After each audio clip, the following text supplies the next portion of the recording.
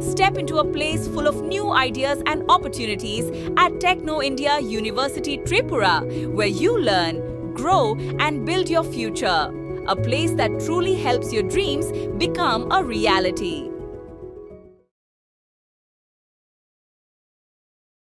ত্রিপুরা রাজ্য জুড়ে চোর, ছিনতাইকারী এবং নেশা কারবারিদের উপদ্রব চরমে পৌঁছেছে।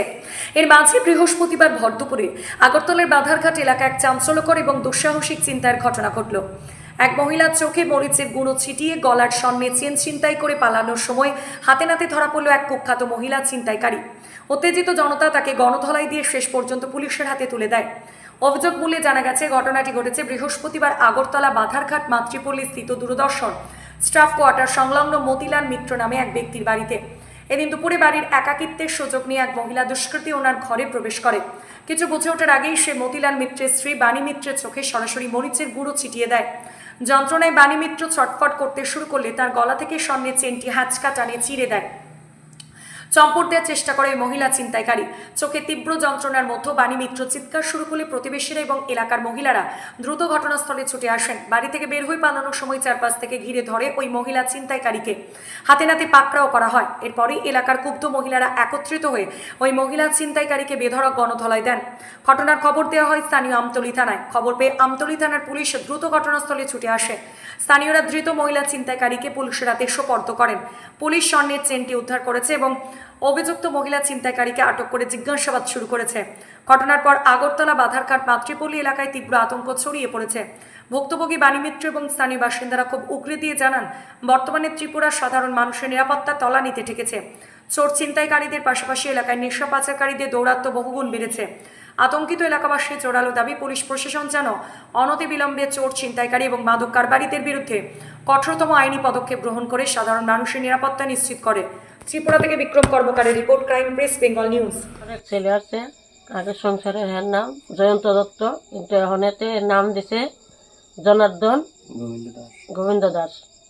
হ্যাঁ, এমন করে সাধুগিরি করে সেরা আমারে অনেক রকমের লাঞ্ছনা করতেছে, আমার উপরে অনেক অত্যাচার করে। হ্যাঁ, বাবা মারা গেছে, 3 দিনের দিন মারা গেছে, হ্যাঁ 8 দিন রাখছে আইসিউত রাখা। আমার থেকে প্রায় 1,80,000 টাকার মতো লইয়া গেছে। এরপরে একটা ফার্মেসি 65,000 টাকা লইয়া গেছে। এই সব টাকা আমি ইন্টারেস্ট আনছি, আইনা দেওয়ার পরে হ্যাঁ কইছে সব টাকা দিব গিয়ে 1 টাকা আমার দিছে না দেওয়ার পরে শ্রাদ্ধর পরে তখন কইছে যে শ্রাদ্ধটা করো, আমি আসি। শ্রাদ্ধর আগের দিন হ্যাঁ ফোন করছে, কইরা 1,000 টাকা দিব। তখন আমি বাধ্য হয়ে যাই বাড়িটা বেড়াইয়া দিছি। কিছুদিন আগে আমার কইছে খয়ার পর আমার নামে জায়গা আছে, বা এমনকি তার বাবা সহকারে জানে জায়গা গিয়ে আমি রাখছি। এ জায়গা কি কইরা বা কেমনিতে বেচা কিনি করতেছে আমি কিচ্ছু কইতাম পারি না। অনেক সময় দেখা যাতে হ্যাঁ সাধুগিরি করে, সাধু নামে কলঙ্ক, ভণ্ড সাধুমি করে।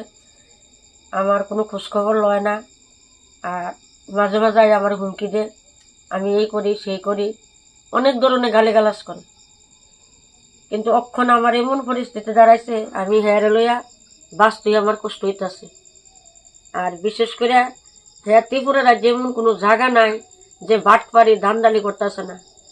তার কারণে তার বাবা সুইসাইড করছে, এটা সবাই জানে, কিন্তু আমি কেউ সামনে করতে পারি না দাঁড়াইয়া। তার বাবা কিন্তু তার কারণে পাগল হইয়া ঘুমতি নদীকে জাপ দিছে, কিন্তু আমি অনেক কষ্ট করে হের বাসায় তুলছি। লাস্ট সময় 2 লক্ষ টাকা আমার টিকা নিয়ে হের কাছে দিছে, কইছে এ টাকাটা হের কাছে থাকলে কষ্ট করতো না, এটা আমি পাবো। এ টাকাটাও আমার দিছে না। হ্যাঁ এটা করতে করতে অনেক কিছু করতে আছে, কিন্তু আমি পারি না কোনো অবস্থাতে হের লোকে কিছু করানোর মতো। লাস্ট পর্যন্ত আমার এই নাবালক সন্তান থাকতে কোনোরকম আমি ডাইল ভাত খাইয়া যেতেছি। কিন্তু হয় কি, ওখানে 3-4 লাখ টাকার ইন্টারেস্ট চালাইব না, আমরারে খাওয়াইব না, কি করব। আমি যে বাড়িতে আসি এই বাড়িও আমার বন্ধক দিয়ে রাখছি আমি 1 লাখ টাকা। আমার আর কোনো রাস্তা নাই, আমি এইভাবে আসি। আর হ্যাঁ আইয়ে শরীর মাইয়া অনেক ধরনের ঘটনা কইরা এডির প্রেশার আমি ভোগ করার লাগে আমার উপরে আইয়া সব কিছু। আমি কি তা করতাম, আমার কোনো রাস্তা নাই, আমার একটা বাসনের রাস্তা। আর হ্যাঁ বড় মাফি হই, হ্যাঁ আর কোনো বলতে নাই। আর হ্যাঁ বিয়া কয়টা করছে আর কোনো ঠিক নাই। এ পর্যন্ত 4টা বিয়া করছে আমার জানা মতো। হ্যাঁ বাপ মরিয়া জায়গা আইসুর ভিতরে হ্যাঁ সেবাইতে লইয়া ভাত খা, কিন্তু কইতো গেছে পরে আমার হ্যাঁ হিয়ানো গালিগালাজ করছে। লাস্টে যেদিন আমি টাকা দিতাম গেছি টাকা লেগে বাইর করতেছে না, তখন আমি যে মহিলার থেকে টাকাটা লইয়া গেছি এই মহিলা আমার নিয়ে টাকাটা হেরাতে গণ্যা দিছে, হে আমার 10 টাকা দিয়ে সাহায্য করছে না।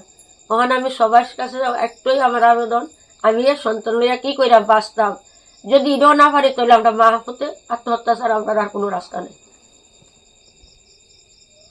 আমার এই ভিডিওটাও কিন্তু বন্ধক দিয়ে রাখছি আমি, এটাও কিন্তু আমি শোনানোর মতো কোনো রাস্তা নেই। হ্যাঁ, কয়দিন পরে পরে আয়া আমারে কয় এটা মন্দিরের নামে দিয়া লাইতাম, আমি বারিন্দার সামনে এক হাত বাদ দিয়া বেড়া দিতাম, দিয়া হেরে দিয়া লাইতাম। আর হ্যাঁ জায়গা কিনে কয়দিন পরে পরে জায়গা কিনে বেচে এই করে চলতেছে। হ্যাঁ শুধু ব্যবসায়ী না, আমার জগন্নাথের নামে আমি বাড়ি দিয়া লাইতাম। কিছুদিন আগে আমার আয়া হুমকি দিছিল, আমি কইছি তবু আমি ডরে কইছি যে হ্যাঁ দিয়ালাম, আমি নিয়ে তুই এটা কর।